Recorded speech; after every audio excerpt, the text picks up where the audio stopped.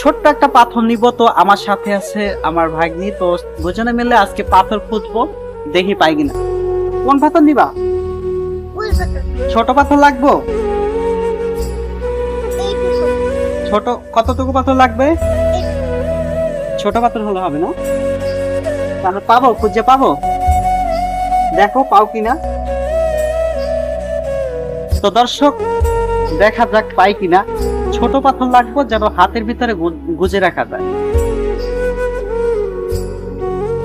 এটা হবে? এটা রাখ, ছোট একটা রাখ। তো দর্শক, সেই পাথরের খোঁজ অবশেষে পাওয়া গেল।